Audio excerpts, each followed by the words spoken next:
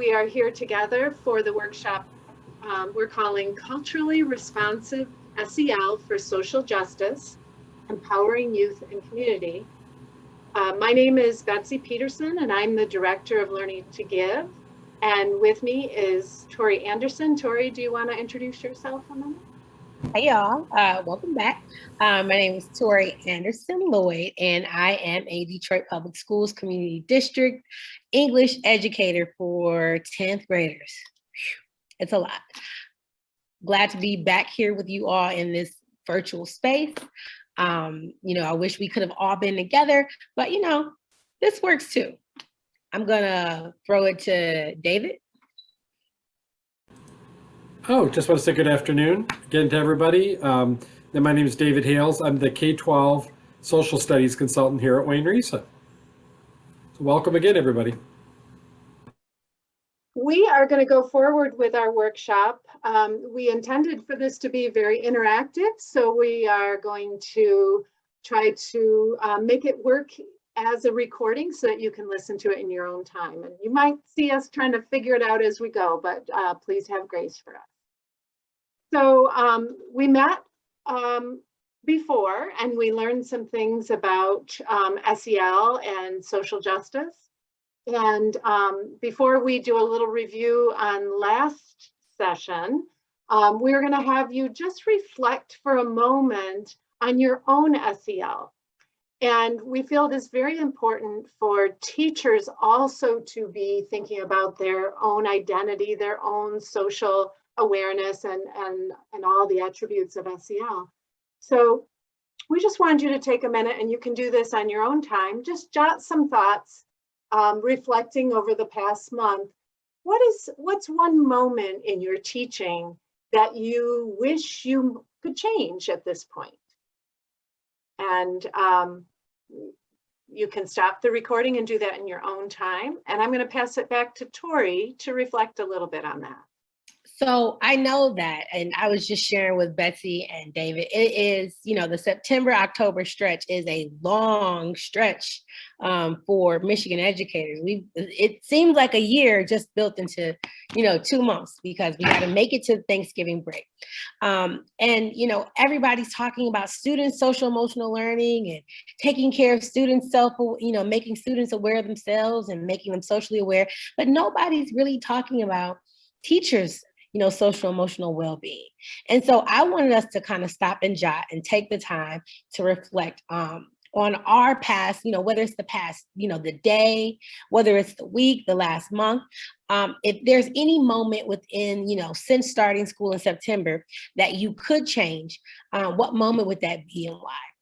And so for me, I think back to, maybe I responded to a student too harshly because I was having a bad day, or maybe I allowed one incident with one student to color my entire day. Those will be the moments that I would kind of reflect upon and think back to. So when you all get a chance, take a few moments and think, what moments would you change, and just practice a little self-awareness, on your own. And since this is a recording, we're going to move on. So reflecting back on the last time we met, Tori and I decided we would do a KWL, and we'll share with you the link to this Jamboard so that you can reflect on social emotional learning and social justice from our last session. So for K, we want you to reflect on what did you know about anti-racist teaching, SEL, and social justice before session 1. For the W, what did you want to learn from the last session? And for L, what did you learn? There. So Tori, you go ahead and introduce this. So switching gears a little bit, I know we just kind of threw this at you. We were just talking about KWL charts, and you see, whoa, whitewash, where did this come from? Yeah. But remember, this is social justice through the lens of community building. And so we're going to be reading an article by Dina Simmons, which kind of inspired this whole, culturally responsive, SEL for social justice work. If I have to say anything, I would say this article essentially birthed this work for this summer. And so the article is called Why we can't afford whitewash social emotional learning. Thank you. I was looking for the article title on my other screen. And, you know, as you all know, when we're in an asynchronous space, we got our, you know, 2 devices up and I'm like, but where is it? And so I wanted to talk about the term whitewash, and I wanted to ask you all, what did you feel it meant? So what does it mean to you? What does it look like? And then what are the dangers of whitewashing? And this is kind of what I want us to think about as we read this article. And so if we can move to the next slide. And while you may not respond to those prompts or have the time, or you may not need to respond to those prompts, I'm just taking the time to just reflect upon that prior to reading the article. I think it's very, very helpful. I wonder, Tori, if you'd like to reflect on what it means to you, and maybe I and David and Tabitha could do that too. Okay.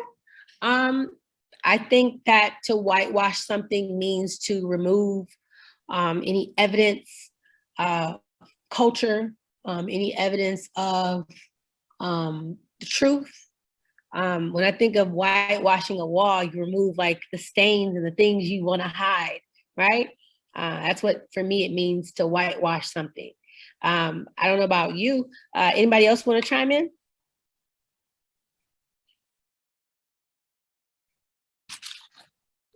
When I think about it, I think about how social emotional learning has come from a white supremacist perspective and is not necessarily taking into account how the practices we've developed have affected people of other cultures. So it's sort of immersed in white thinking, was my thought.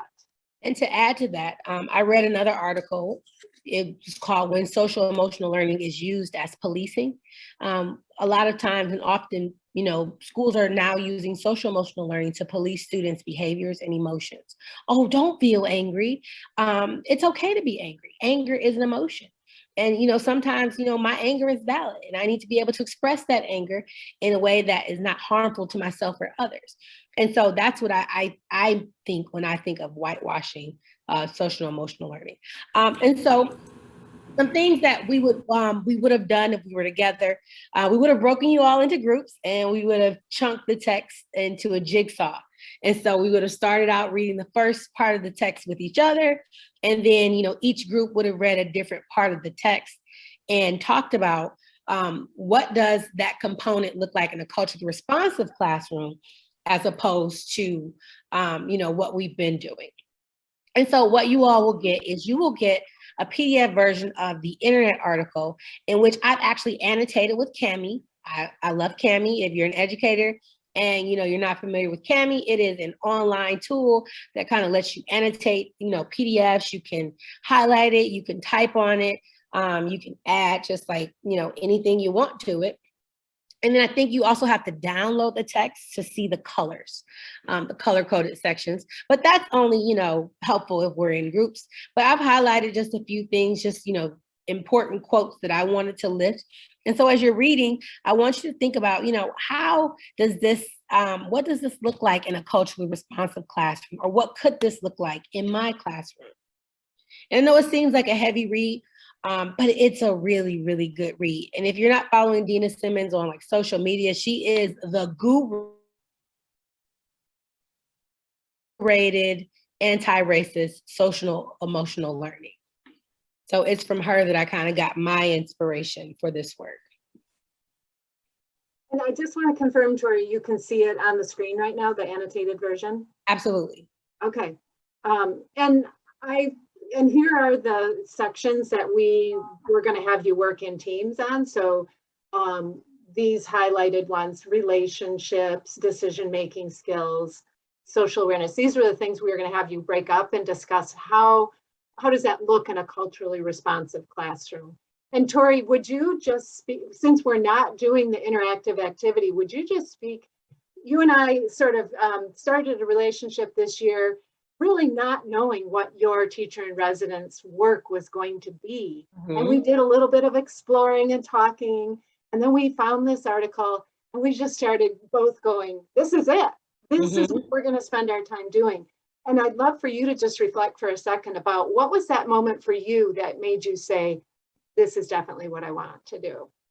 I think that just looking at the article and just the different components of SEL that she broke down, even at the end of the original article, there was like suggestions that she had. I'm not sure why it's not on, the internet article even anymore, but using those suggestions to create the, activities or to search for activities to tweak. For me, it was just using her work as inspiration to guide my work and guide my thinking. I would find myself creating something and I was like, this doesn't really align to what she was talking about. And I would completely abandon, the activity, even though it would probably be a fun, cute activity. My goal wasn't cute. I didn't want cute, feel good social emotional learning activity. We have enough of that. I wanted something that was going to be culturally responsive. I wanted something that was going to, talk about the tough issues. I wanted something that was going to help my students grow. And, I can share a personal experience. After, doing these activities for a month with my students, my classroom culture has shifted as a result of that. And I think that's kind of like a great segue into our next section, I think. Yeah, and I wanted to say before you jump to that one of the things that really struck me is how social emotional learning maybe has been oversold as something that's going to help you manage your classroom, which good social emotional learning does.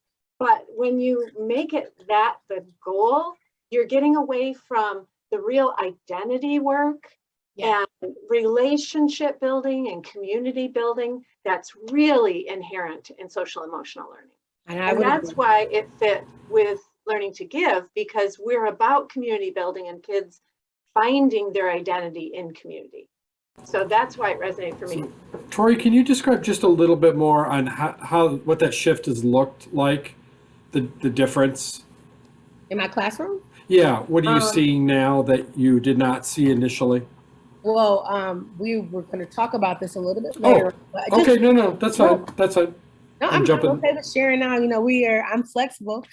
Just my students being, more vulnerable and authentic.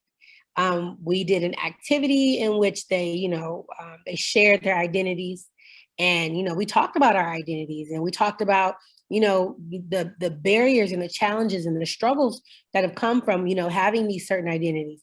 And my students were very vulnerable, and they shared things that their loved ones had said to them, or hurtful or hateful things that they've heard.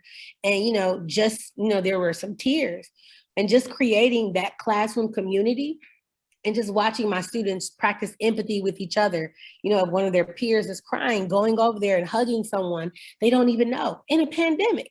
I'm kind of looking like it's a pandemic, but I'm also looking like, oh, you're hugging somebody in a pandemic. So I was proud and just concerned at the same time.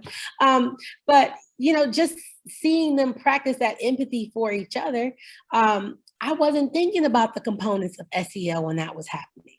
I wasn't thinking about, oh, this is great SEL. I was thinking about, look at them being great human beings to each other. Look at them being vulnerable and open in this space. And so, just for me, it's a different classroom than it was when they walked in September. And that's what's important for me. Thank you. That's wonderful.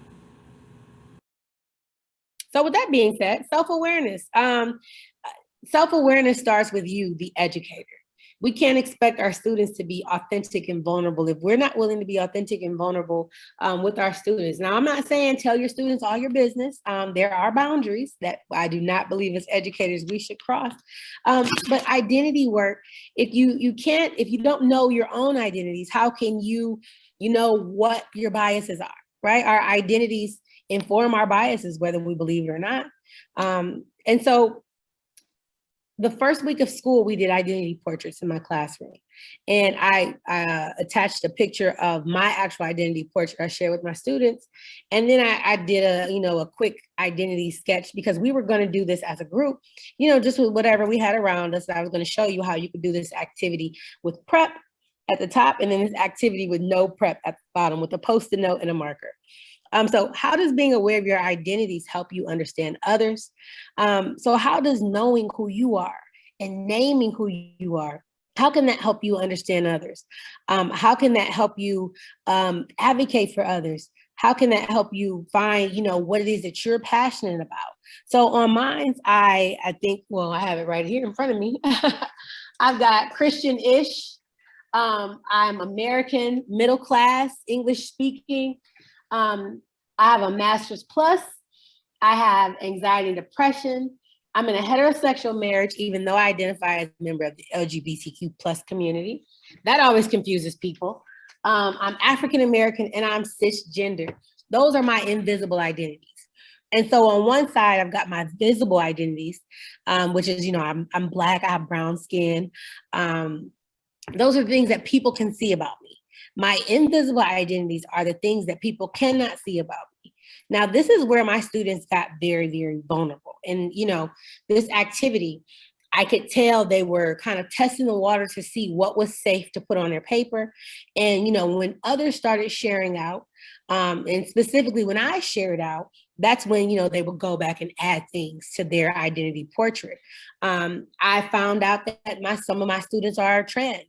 I found out that some of my students are pansexual. A lot of my students identify as pansexual, which I was just completely blown away, because that's another example of just how they're loving and how, they're empathetic, that, sexual gender doesn't matter in who they love. I found out so much about my students from this activity than I would have probably with months of school. But it's also because I took that first leap. I jumped first, and they had to know that it was safe to jump. And, I hate this term, sacrificial lamb, but, I took the leap first and that's something that I think is, extremely important when trying to create a courageous classroom and create a safe and brave space. If you're not brave, how can you expect them to be brave? If you're not vulnerable, how can you expect them to be vulnerable?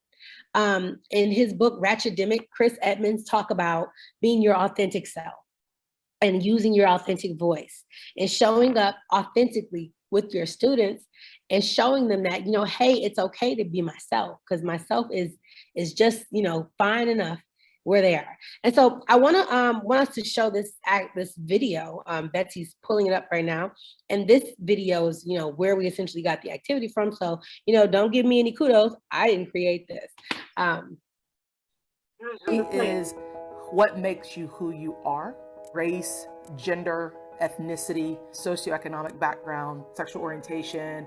All your identity markers shape how you perceive the world, but also shape how others perceive you.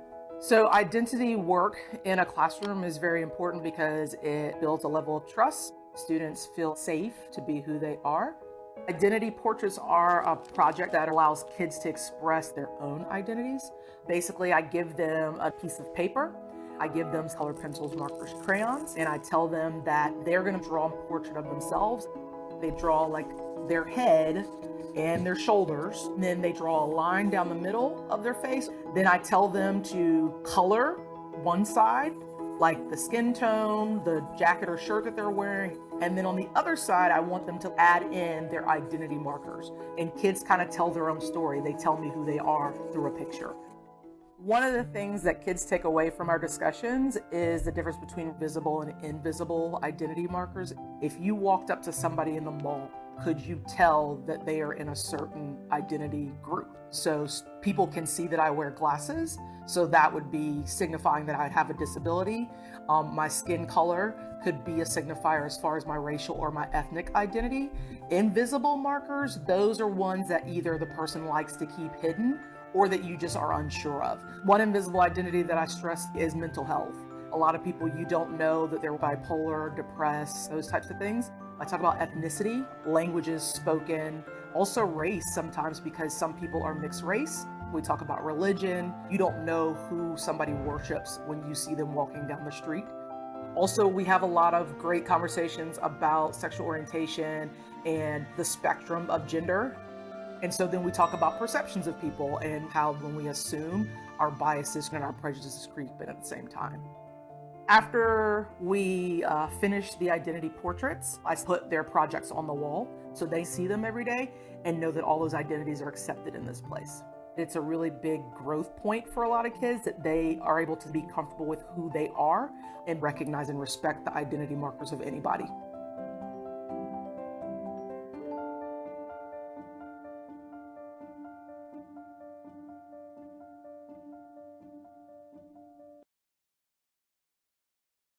I would suggest doing this activity with my students, doing it with my coworkers. I am one of the teacher leads for equity for Detroit Public Schools. So I'm actually planning on doing this activity with my coworkers to talk about the importance of identity work in the classroom. And not even that, but just with ourselves. I think that it takes a brave person to put their identities on paper, to be vulnerable with anyone. And, just kudos to anyone who is able to do that. I suggest you stop the recording right now and do your own little identity portrait, but we won't stop now. Go ahead. Absolutely. Like I said, I showed, how you can just do it on the fly. It doesn't have to be elaborate or just with, markers, but if you got them, why not? So why do teachers need SEL? Why is this important? Other than the fact that, we're overworked and it's October and we're tired.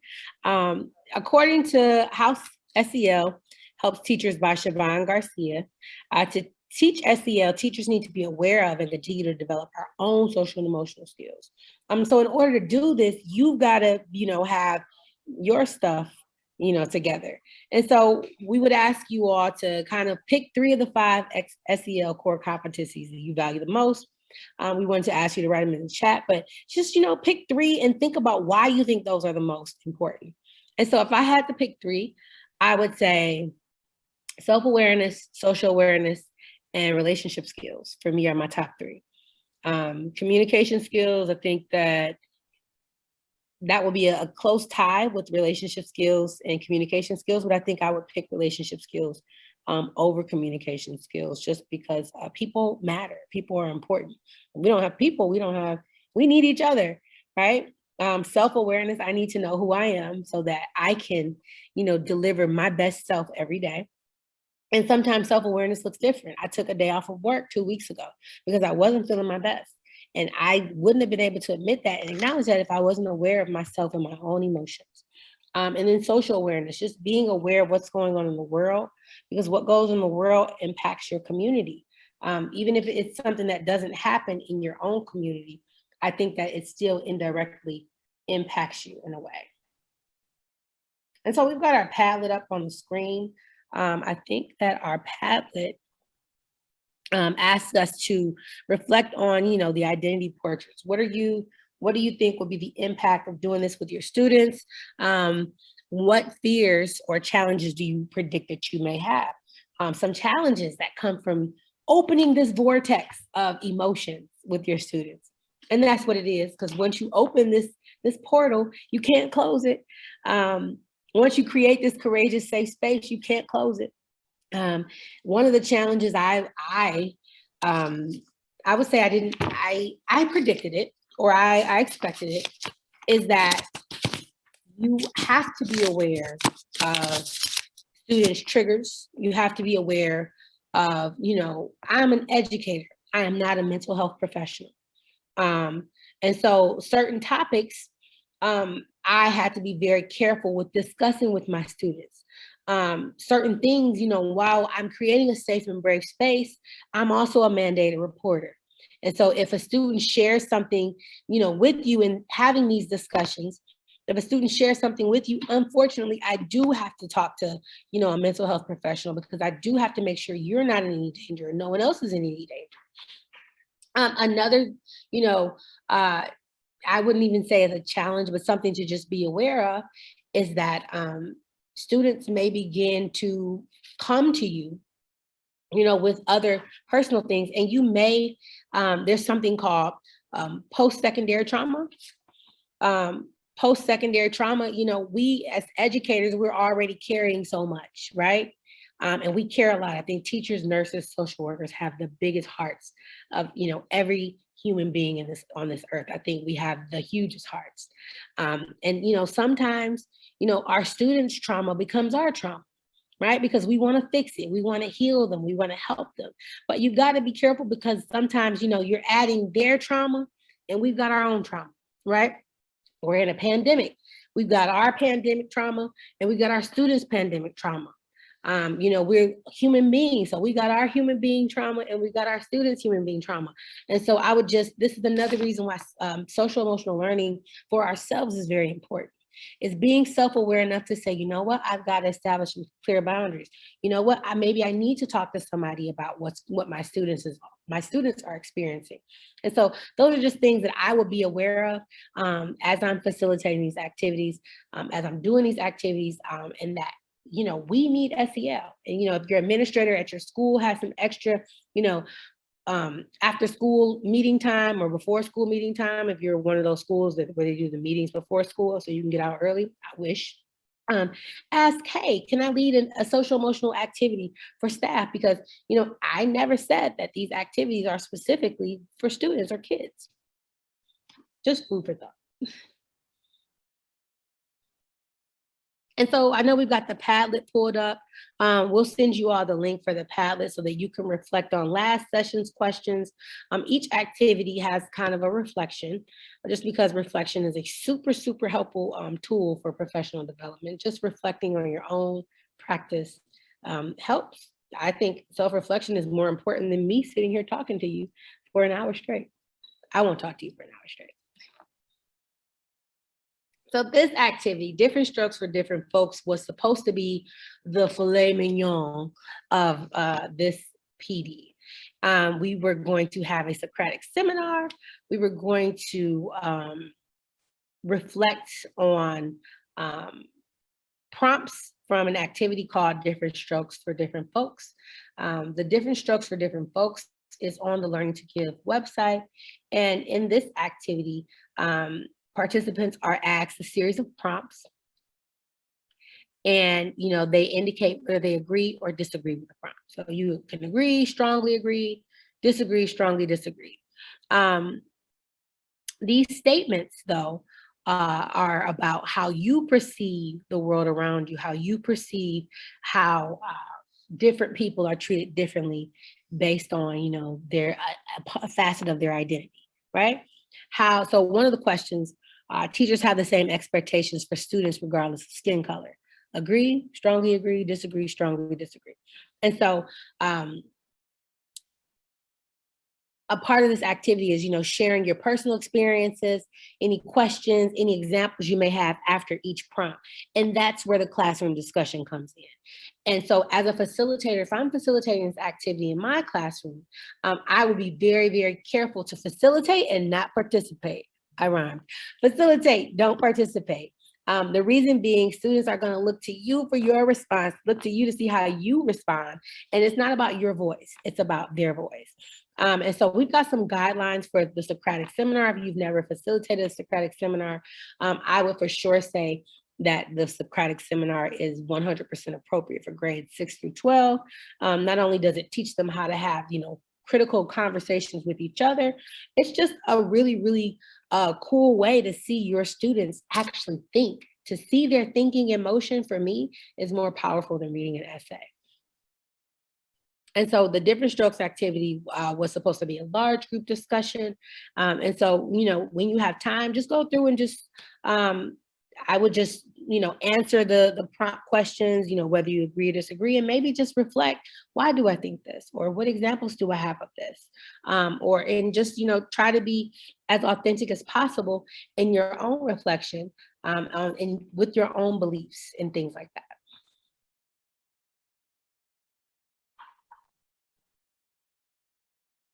And so fears and concerns facilitating this activity. One fear I would have is the discussion could go all the way left. That's one of the dangers of a Socratic seminar. It's like you open the discussion and you give students the freedom to have a discussion, but then you give students the freedom to have a discussion. So as a facilitator, you got to know kind of when to step in. Students oftentimes, someone who disagrees with someone, you have to tell them the difference between disagreeing respectfully and, you know, disagreeing and, you know, demeaning someone. And I think that's one thing that we as a society need to maybe work on and to be a little bit better at, is that you can have a difference of opinion from somebody. We all don't have to think or believe the same things, but you do not have the right to demean me or degrade me or harass me or hate me for my difference of opinion. And so that's one concern I would have as a facilitator, is that you would have to, for sure, just monitor the conversation, make sure students are being respectful with each other. Yeah, I love how this is such a good, safe space for teaching kids how to have critical conversations. And what Tori, the way you describe this, where it goes student to student instead of student to teacher to student to teacher to student, is really developing their voice, and that their voice is really valued in this space. And that's so important as they enter society, is that they feel their voice.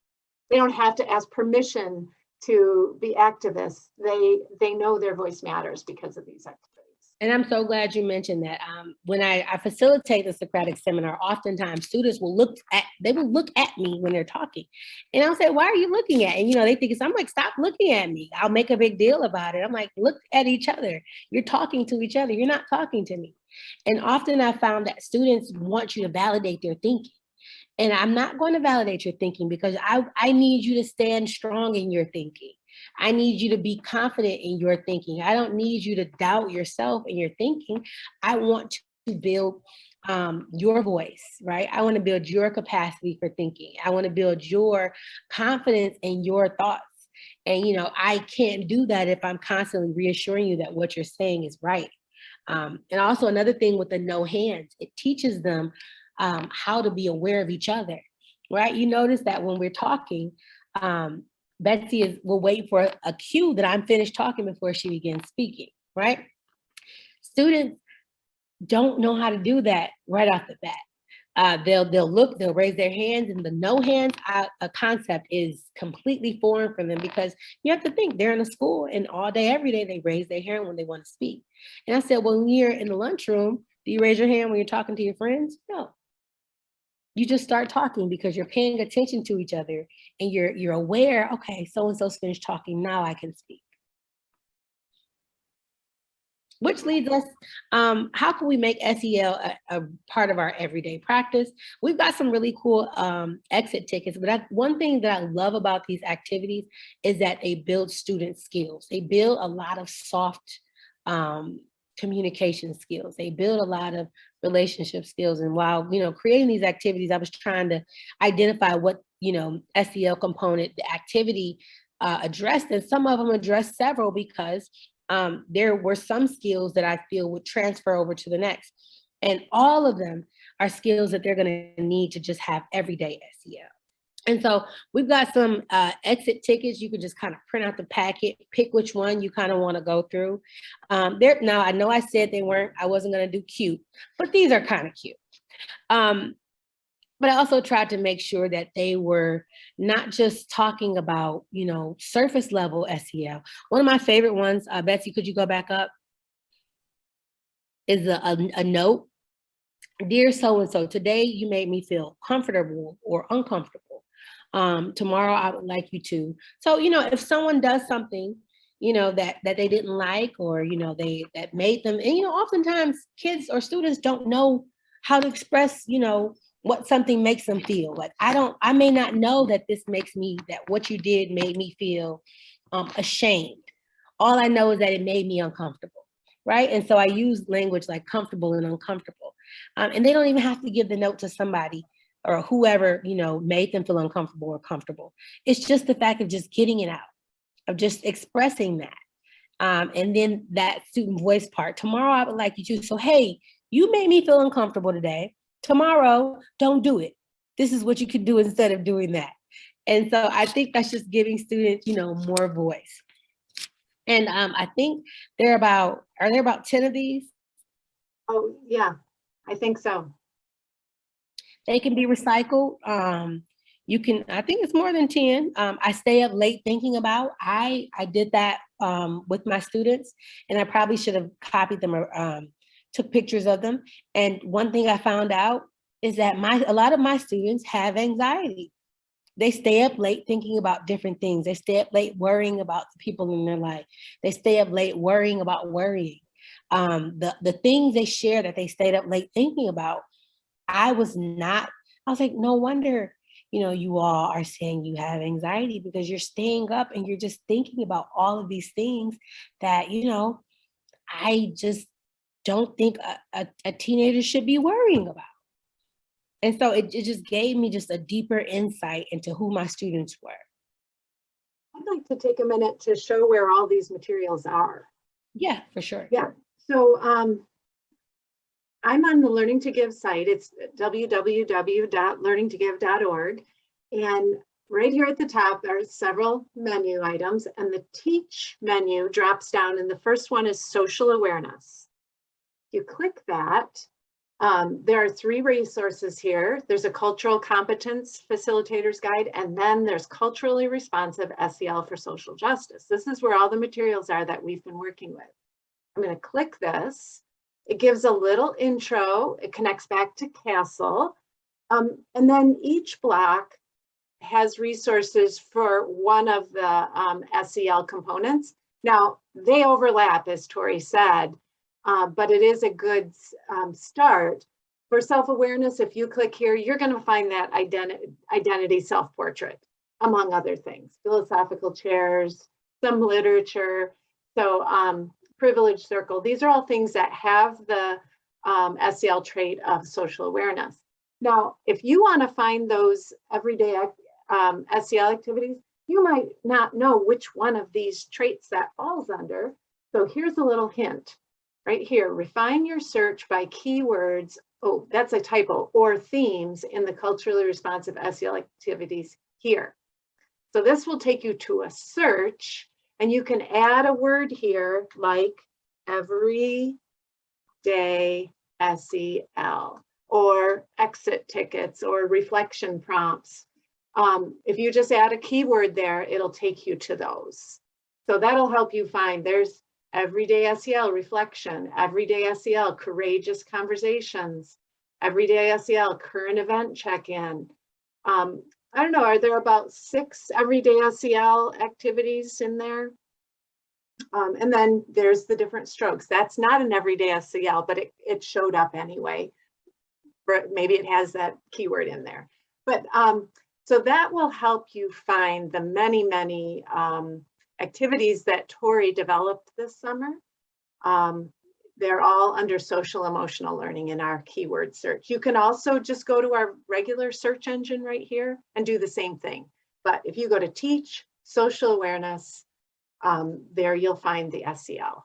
Anything else you want to say about that, Tori, just about finding those?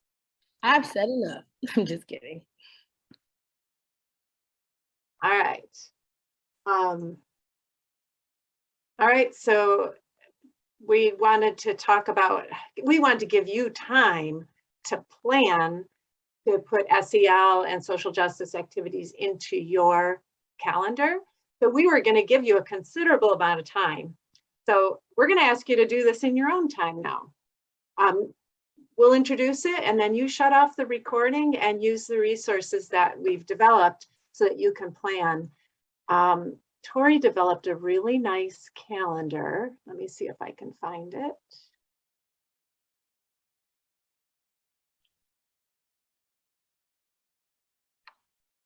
There we go. So we want you to copy this calendar, because otherwise what you type in here will show up in everybody's. So she made a note at the top: make a copy of this document, click File, make a copy, name your copy, and save it to your Google. Then at the top, we put some Learning to Give resources. The first one is the Learning to Give calendar. So that's where she got these things that fit in each month. And if you go to this link, you'll find Learning to Give resources for each of those cultural awareness days or months. The second link we have for you is the activities on Learning to Give. And I'm going to go back to that a minute. Let's see. I'm going to go here. So see that Teach menu? It's going to take you to that. And underneath that are so many resources. There's the social awareness stuff that we just showed you. These issues we care about are based on an issue area like hunger or water, the environment, or intergenerational. They're issues kids care about. And then if you open those toolkits, it'll provide lessons, activities, community resources, service project ideas. Each toolkit is just packed with stuff, literature guides, and so on. Here, the next drop down is lesson plans. We have hundreds of lesson plans. You just type in a keyword in the search and find them. Literature guides, if you want your students to read picture books with younger children and talk about some of these concepts, we have guides, and you can search just like you did through the SEL. Simple Safe Service guides are kind of already structured service learning activities your kids can do, just to give you some ideas. And those are the main activities I wanted to show you if you click over to the activities. There's the Everyday SEL, the SEL activities. That's our search engine for everything on the site.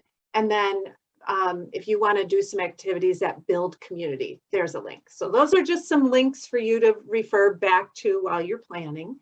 And Tori has this for you. So under November, these are the awareness things. What learning to give activity might you do? What everyday SEL activity might you do related to these? What community service project idea might you have? So this is a planning document for you so you can look ahead in your year and start dropping things in. And we don't suggest you go, okay, I'm going to do November, December. You might be really inspired by February and do that one. Or you might say, oh, I really want to do women's history. And you jump to that one. So use this as a guide and do a little bit this year, do a little bit more next year, and just get a whole lot more cultural competency and social emotional learning built into your year so it aligns with what you already have to.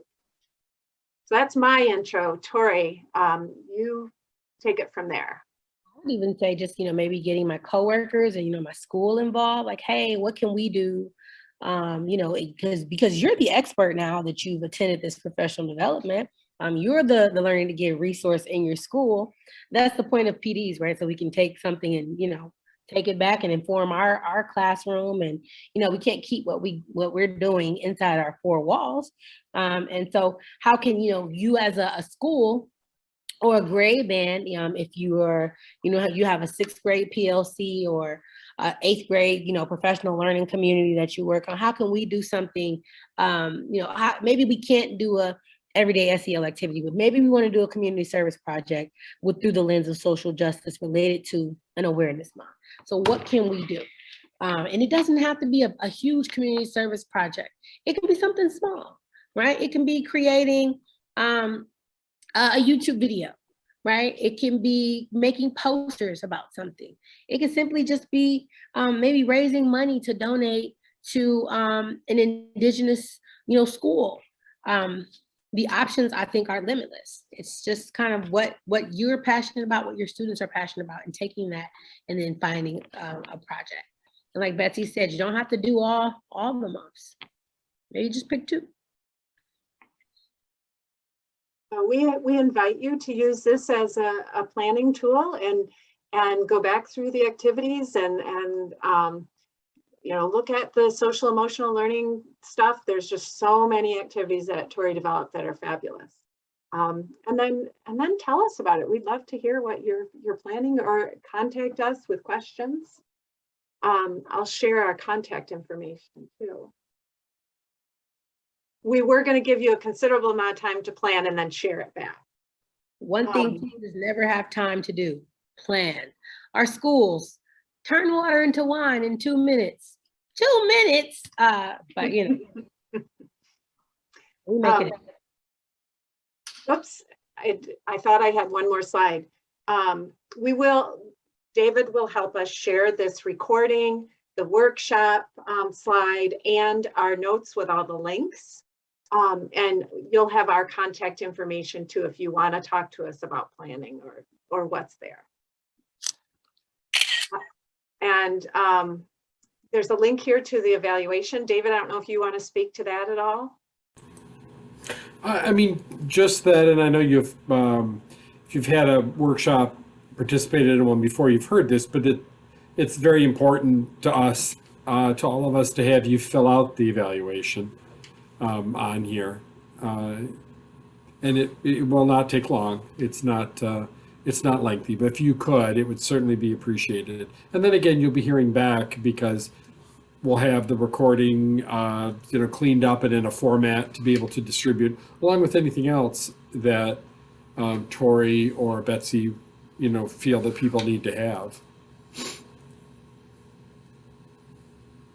Well, that is the abbreviated version of our workshop, and Ms. Tabitha and Riley, we're so grateful that you came and stayed with us. Very much. Yeah, thank you. And you know what? This was very informative, and I'm definitely going to go back and share with my colleagues because I'm BCBA in Van Dyke Public Schools, and it's not a lot of the diversity that's taking place in the school. Majority of the school is like 90% African American, and all the teachers are white. Sounds like interesting. Yeah. Wonderful. Well, we appreciate your time and your patience, your flexibility. All right. Tori, any parting words? I just want to thank everybody, those, that came on a Tuesday. Like I said, I know it's October and we are teacher tired, and there is no tired like teacher tired. So thank you for joining us. Definitely, just try to, just find one activity that you love. I think that just if given the opportunity, these could be some really, really, really powerful tools to just kind of building classroom community. And so if you're left with anything, just know that they were created with the intention to build, a courageous classroom, to give students voice, and so that they can use their voice to impact their community in a positive way. And so I thank you all for just joining us and hanging out with us. Thank you, everyone. With that, I'm going to stop the recording.